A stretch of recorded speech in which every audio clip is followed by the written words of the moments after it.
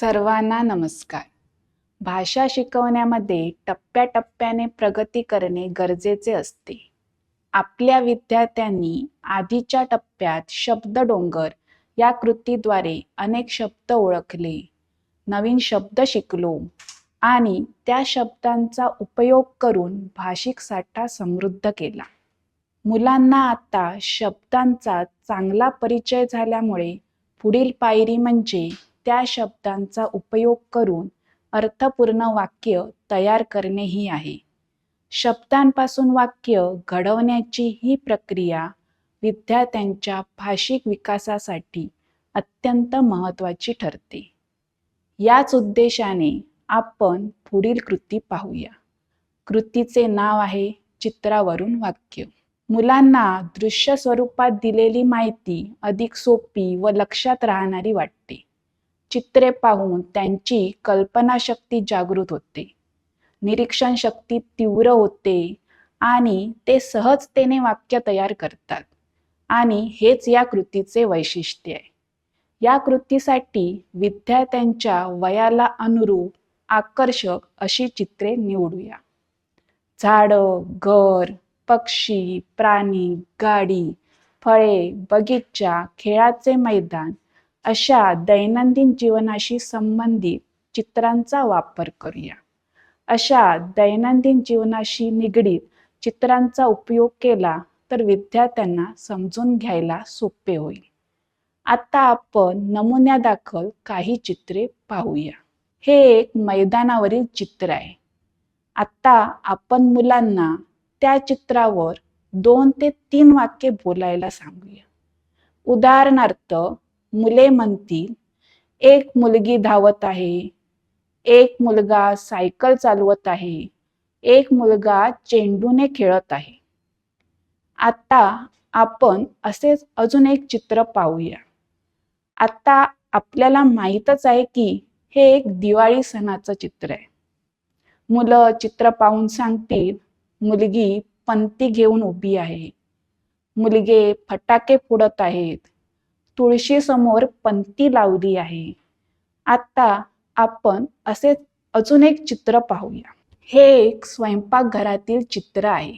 मुले चित्र पाहून सांगतील की आई पीठ मळत आहे, आई भाकरी भाजत आहे, मूल आईच्या कडेवर आहे, काकू आईशी बोलत आहे. आता आपण मुलांनी सांगितलेली वाक्ये नीट ऐकून घेऊया. त्यात आवश्यक त्या सुधारणा करूया. चुकीचे वाक्य आल्यास ते थेट न नाकारता त्याऐवजी योग्य पद्धतीने सांगूया आणि मुलांना पुन्हा वाक्य सांगण्यास प्रोत्साहन देऊया.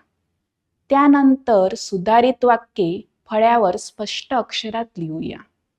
विद्यार्थी वाक्य फळ्यावर पाहून आपल्या वहीत लिहितील. यामुळे त्यांना योग्य शब्दलेखन, वाक्यरचना आणि विरामचिन्हे शिकण्यास मदत होईल. फळ्यावरची वाक्ये लिहिताना आपण सुंदर हस्ताक्षरात लिहूया. त्यामुळे मुलांना योग्य लिखाणाची सवय लागेल. वहीत लिहून झाल्यानंतर आपण विद्यार्थ्यांना ती वाक्ये मोठ्याने वाचायला लावूया. त्यामुळे त्यांचे उच्चार स्पष्ट होतील, वाचनाची गती वाढेल आणि आत्मविश्वासही वाढेल. काही विद्यार्थ्यांना त्या वाक्यांवर आधारित आपण लहान प्रश्न सुद्धा विचारू शकतो. जसे की, या चित्रात काय आहे? हे वाक्य कोणत्या चित्रावर आधारित आहे? यासारखी तू अजून 2 वाक्ये सांगू शकतो का? अशा छोट्या क्रियाकल्पांमुळे विद्यार्थ्यांचे विचार प्रवाह वाढतात आणि ते स्वतःहून नवे वाक्य तयार करू लागतात.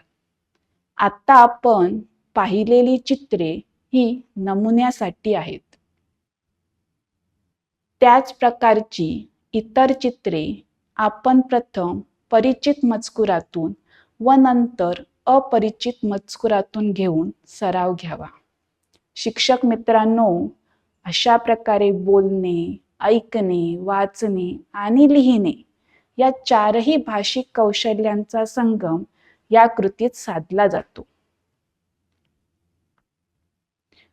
तसेच फळ्यावर दिसणाऱ्या वाक्यांच्या माध्यमातून योग्य वाक्यरचना, शब्दांचा क्रम आणि अर्थपूर्ण अभिव्यक्ती याची जाणीव होते.